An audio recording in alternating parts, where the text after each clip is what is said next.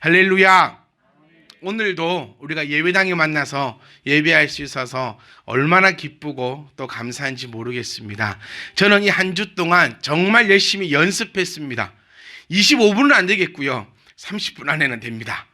네, 계속 요즘에 그 타임을 보면 길게는 42분, 한테 30분 막 후반대로 넘어가서 많은 질타를 받아가지고 이번 일주일 동안은 제가 연습을 열심히 했거든요. 그래서 여러분들이 이 특별한 이 상황이 발생하지 않는 한 조시는 분, 나가시는 분, 딴 생각하시는 분 이런 분들만 안 계시는 한 제가 연습한 대로만 우리가 쭉 해나가면 28분 정도면 제가 끝을 낼 수 있도록 기쁘시죠? 이럴 때 이제 예 해주시면 이제 이렇게 벌써 제가 12초를 까먹습니다. 제가 준비했던 거는 기쁘시죠? 이러면 예 이러면서 이제 같이 이렇게 호흡하면서 딱 가는 거였는데 이제 이런 것들이 안 되면 조금씩 늘어나는 거예요, 여러분. 우리가 합력해서 선을 이룬다. 이 정말 우리가 좋아하는 성경 구절이고 함께하는 구절인데 합력해서 선을 이룬다는 것이 이 예배 시간도 마찬가지일 것 같아요. 저도 성도의 입장에서 또 이렇게 예배를 참석하고 해보면은 참 설교는 짧은 게 좋더라고요. 이거는 내가 병들었나 이렇게 생각할 필요는 없을 것 같아요. 설교는 짧은 게 특별히 뭐 부흥회를 하든지 막 그렇지 않는 이상은 설교는 좀 짧으면 좋고 이렇게 있는 거거든요. 그러니까 합력해서 선을 이룬다는 것은 성도님들도 저의 일 좀 잘한다 이런 눈총이 있지 않습니까? 저희 어머니가 저를 바라보는 그 눈총으로 네, 잘한다 이런 눈총으로 저를 탁 쳐다봐 주시고 있으면은 우리가 합력해서 오늘 이 주일도 선이 일어날 줄 믿습니다. 선이 뭘까? 빨리 끝나는 거. 그렇지 않나요? 합력해서 선을 이룬다. 그러면 그 착한 일이라는 것은 뭘까? 예배 시간에 설교자가 할 수 있는 가장 착한 일은 이 설교를 짧으면서도 메시지는 강하고 뭔가를 내가 가져가면서 임팩트 있는데 짧은 것이 선이다. 그래서 그거는 저 혼자 이룰 수는 없어요. 같이 우리가 합력해서 오늘 이 시간 선을 이루기를. 그래서 나뿐만 아니라 내가 태훈아 이렇게 빼고 그렇게 있으면 잠이 와. 두꺼운 옷 입고 네, 곰이 한 마리 아닌데 지금 웃어가지고 곰이 딱 이렇게 빼고 이렇게 되면은 이제 누나 짜증나고 니 때문에 시간을 15초 까먹었다 막 이렇게 되면서 이렇게 됩니다. 그래서 우리가 합력해서 선을 이루는 오늘 복된 주일이 그 날이 이루어지시기를 주의 이름으로 축복합니다. 우리 주님을 제가 가만히 살펴보니까요. 우리 예수님은 사람을 모으는 사람이 아니더라고요. 네, 저는 이 말씀을 묵상하고 말씀을 준비하면서 놀라운 사실을 발견해 버렸어요. 어쨌든 간에 우리 얘기 한번 해볼게요. 제 얘기 한번 해볼게요. 교회를 8년 전에 이곳에 개척을 했고 8년이나 시간을 8, 9년 시간 쭉 가면서 사람을 모으려고 우리 솔직히 애를 쓰지 않습니까? 어떻게든 사람을 모으려고 애를 씁니다. 안 쓰네요, 여러분. 그게 함정이었네.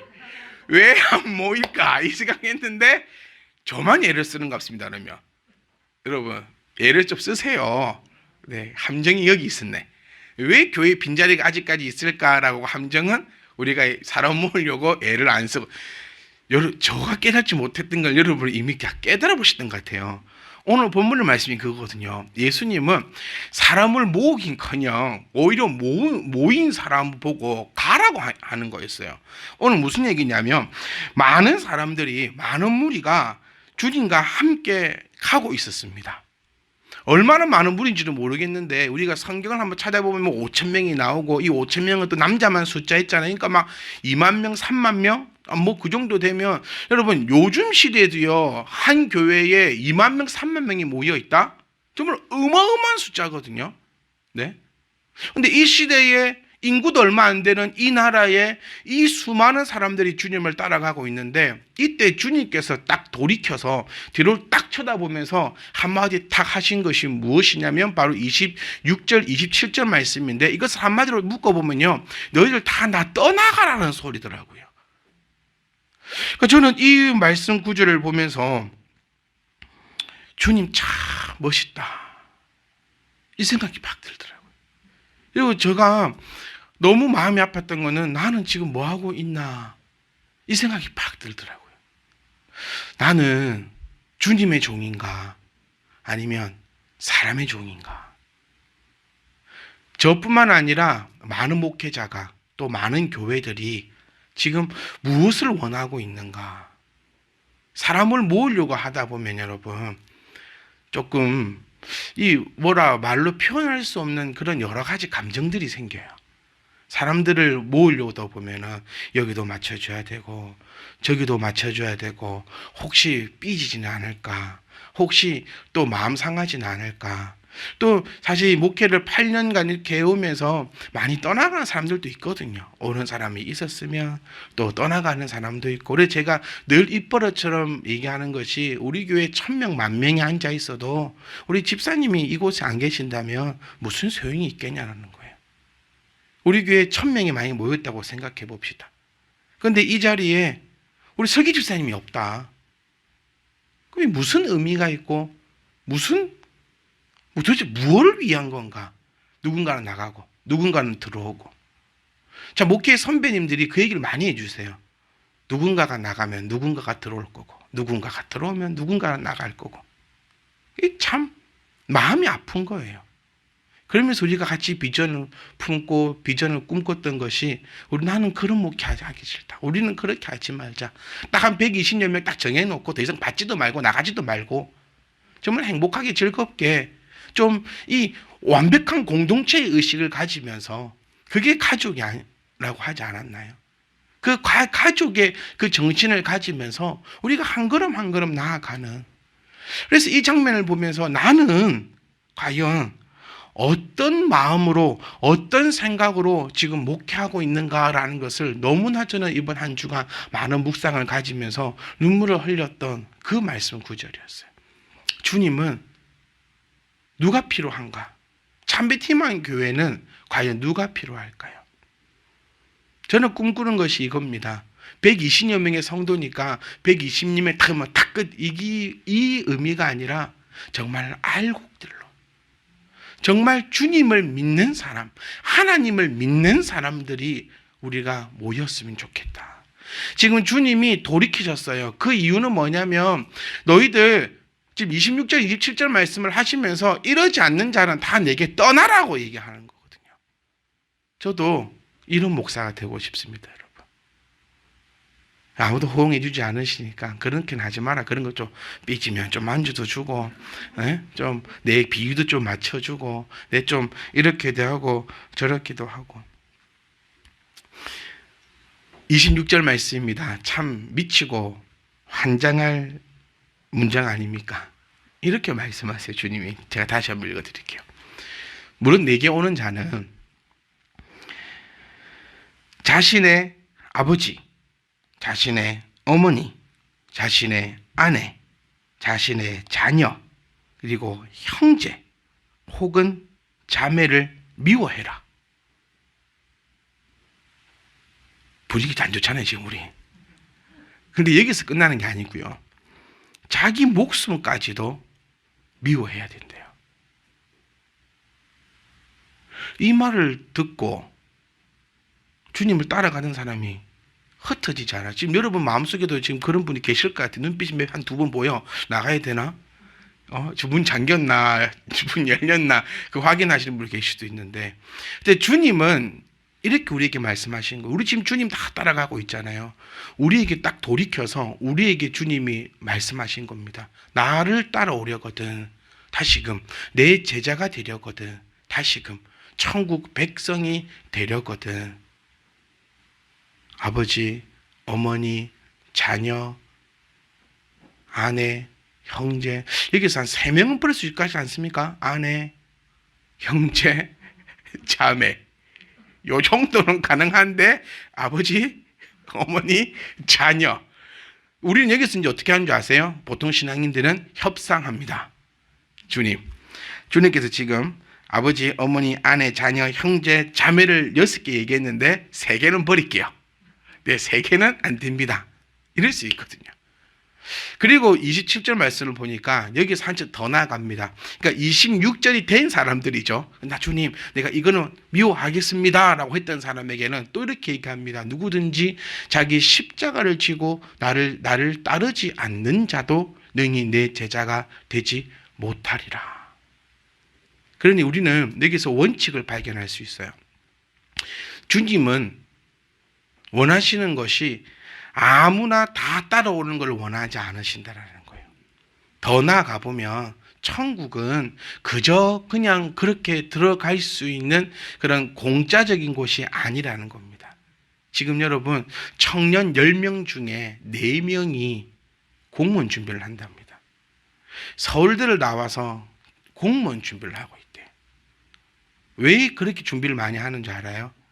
들어가기 힘드니까요. 공무원보다 더 좋고 더 들어가기 힘든 곳이 천국입니다, 여러분. 미국 얘기해 볼까요? 천조국, 아주 이쁜 나라라는 뜻인데 그 나라에 지금 영주권을 얻고 시민권을 얻으려고 5천만 명 이상이 지금 대기 중이랍니다. 그리고 트럼프 대통령이 족쇄를 걸었던 것을 조금씩 열어주고는 있지만 아주 하늘에 별을 따는 것보다 더 어렵다고 신문기사에 나오더라고요. 그래도 거기 들어가려고 많은 돈을 쓰고 많은 노력을 하고 모든 것을 다 쏟아서 미국의 영주권자, 시민권자가 되려고 애를 쓰고 있대요.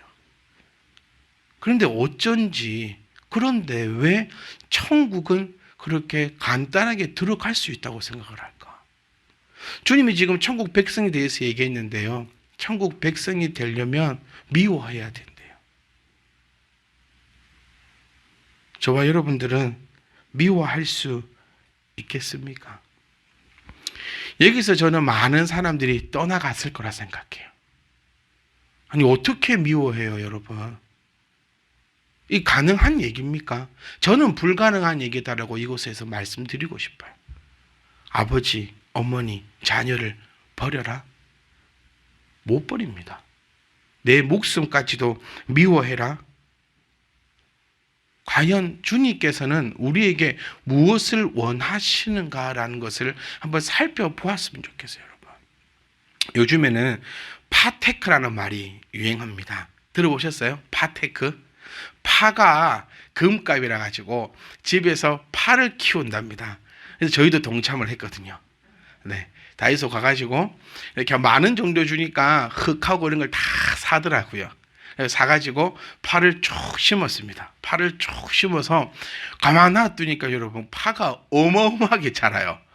하루가 눈에 보일 만큼 쑥쑥 자라서 제가 이렇게 표현했어요. 밑에서 누가 이렇게 들어 올리는 것 같은 그런 거 있잖아요. 이렇게 파가 이렇게 생겼으니까 누가 꼭 들어 올리는 것처럼 파가 줄줄 자라는 거예요. 제가 그걸 보면서 뭘 느꼈냐면 꼽아만 놓으면 이렇게 파는 자라는데 어디에 꼽아야 되는 가 중요합니다. 좋은 흙에 꼽아야 파가 자란다고 해요. 아무 흙에나 꼽으면 안 자랍니다.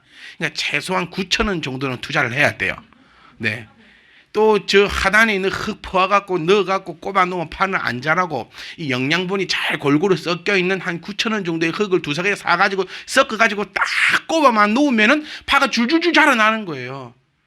저는 여러분께 묻고 싶습니다. 여러분은 지금 어디에 심겨져 있는 파냐는 거예요. 주님의 흙에 심겨져 있으면 자라나야 돼요.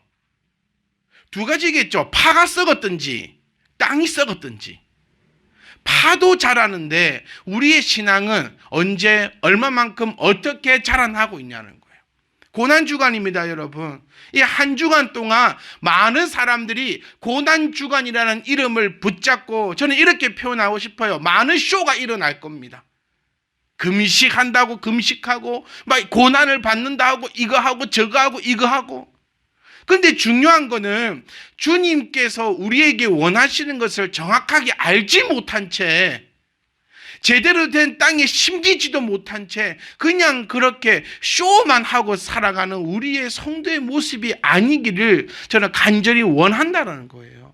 주님이 간절히 원하셨던 건 뭘까? 따라오는 자들이 얼마나 안타까웠을까요? 다르게 얘기하면 교회 다니는 자들이 주님 보시기에는 지금 안타깝다는 거예요. 그냥 이제는 구전이 되어버렸어요. 내려와 버렸어요. 3대, 4대가 믿다 보니까 이게 좋은 점도 있지만 이제 나쁜 점도 생기기 시작한다는 거예요. 주님의 말씀도 모른 채, 주님의 의도도 모른 채, 주님의 그 뜻도 모른 채 그냥 따라가자 하니까 따라가고 있는 것이 이제 우리 현실적인 성도의 모습이 아닌가라는 것을 이 말씀, 바로 25절 말씀을 통해서 볼 수 있다는 겁니다. 주님이 우리에게 원하시는 것은 따라오는 무리를 원하시는 것이 아니더라는 거예요. 많은 사람들 모르는 것을 원하시는 것만이 아니더라는 겁니다. 주님이 진정으로 원하시는 것은 하나님을 향한 완전하고도 온전한 믿음이더라는 거예요. 우리 구약을 통해서 알 수 있습니다. 구약에 아들을 바친 자 누구지요? 또 이어서 아리송하시면 안 돼요. 이제 그 누구더라 이러시면 안 돼요. 누가 누구를 바쳤습니까? 아브라함이 그의 아들 이삭을 바쳤어요. 똑같지 않나요? 우리는 결과를 다 알고 있습니다. 그러니 저는 미련하다라고 잠언서에서 우리에게 이 미련퉁이들아라고 얘기하는 그 이유를 저는 조금 알 것 같아요. 진짜로 주님께서 우리들에게 아버지, 어머니, 자녀, 처, 형제, 자매, 너의 생명까지도 진짜 미워하라고 하는 것 같습니까? 이삭을 갖다 바쳐라 라고 했을 때 그 결과가 어땠습니까? 정말 그의 아들이 죽었던가요? 가장 우리가 못된 것은 뭐냐면 아닐 거 알면서 하는 거는 정말 못된 겁니다. 아브라함은 진짜 바쳤잖아요. 이걸 우리가 기억하셔야 돼요. 아브라함은 진짜 바쳤어요. 우리는요? 우리는 어떻습니까, 여러분? 주님께서 이 말씀 구절을 통해서 우리에게 얘기하고 싶은 것은 진짜 우리가 찬양했던 것처럼 주 예수보다도 귀한 것이 진짜 너에게 없기를 원한다는 거예요. 주님은 우리를 위해서 친히 십자가 지셨습니다. 그런데 우리는 저는 꼴랑이라 표현하고 싶어요. 내 목숨도 귀해서 주님 앞에 드리지 못합니까? 주님요, 우리 목숨 안 가져갑니다. 나에게나 귀한 거지 주님 앞에는 귀한 거 아니거든요, 여러분. 안 그러세요? 여러분이 정말 귀하게 여기는 거 뭐가 있습니까? 그거 나에게만 귀한 겁니다. 아이들 집집마다 가면 상자가 하나씩 있거든요. 보물상자.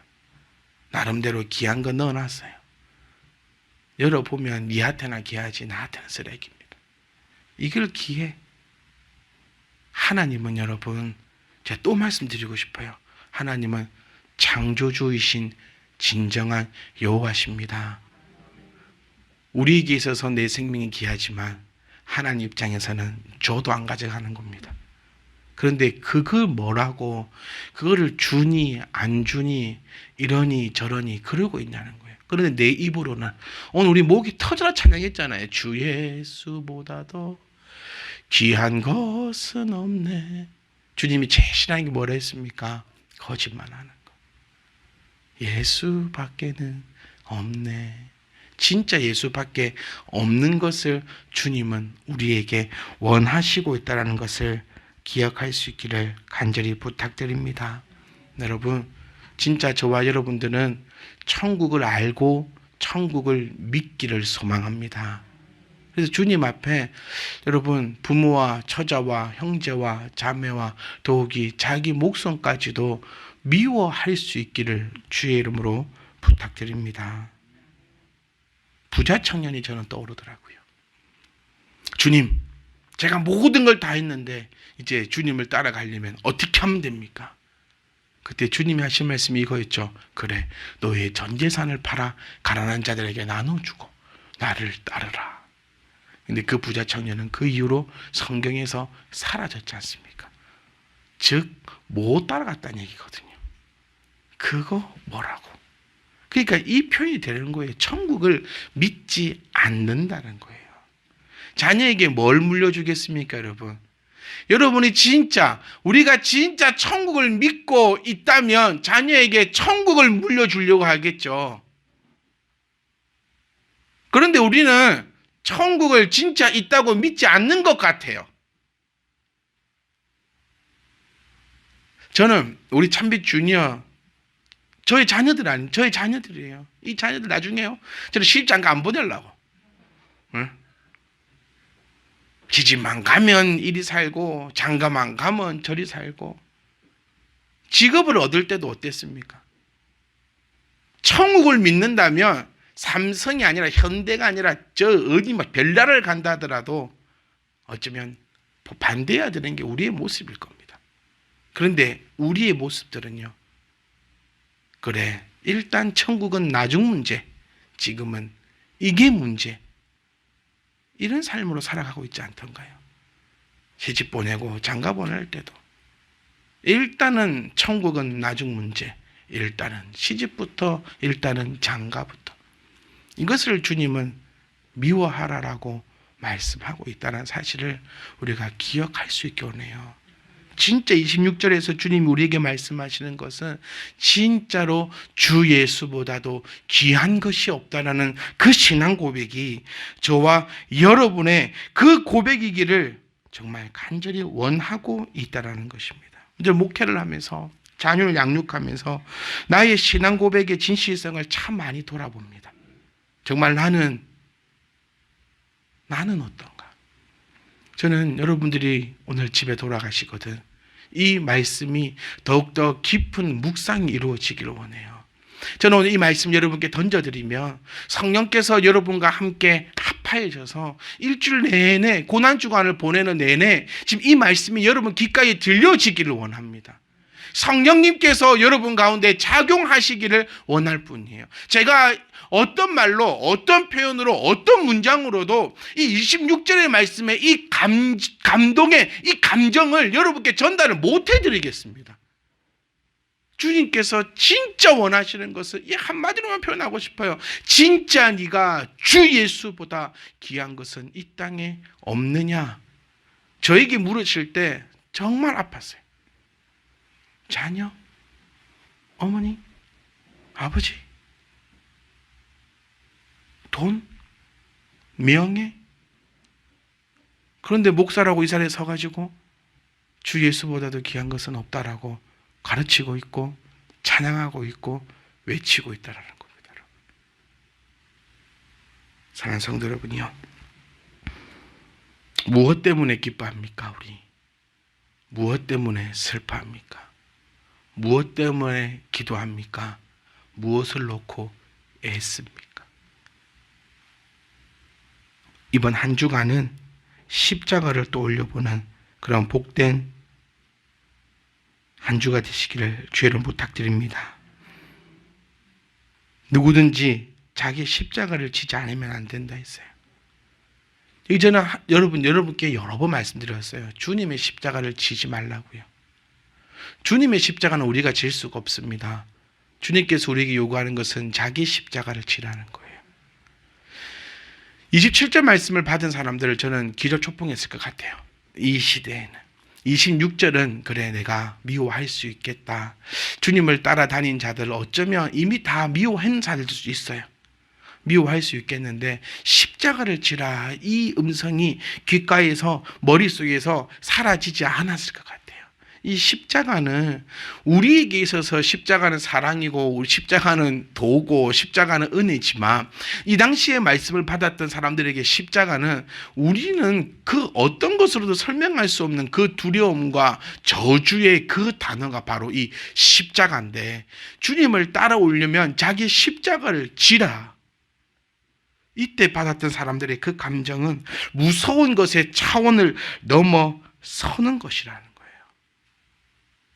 사랑하는 성도 여러분, 주님께서 우리에게 명령하시는 것은 두 가지입니다. 하나는 주 예수보다 더 귀한 것은 없다라는 것이 정말 진심으로 저와 여러분의 고백이기를 원하시는 거고, 두 번째는 이렇게 고백한 자들은 자기의 십자가를 지고 나를 따라올 것을 명령하고 계시다는 것을 우리가 기억할 수 있기를 원합니다. 이번 한 주간 자기 십자가를 지십시오.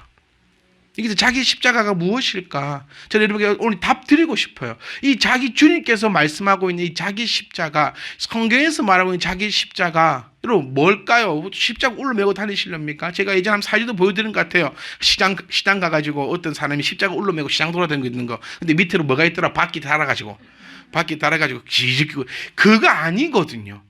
그러면 나의 십자가가 뭘까? 여러분 지금 땅 끝까지 가가지고 막 하실렵니까? 뭐 어떻게 하실렵니까?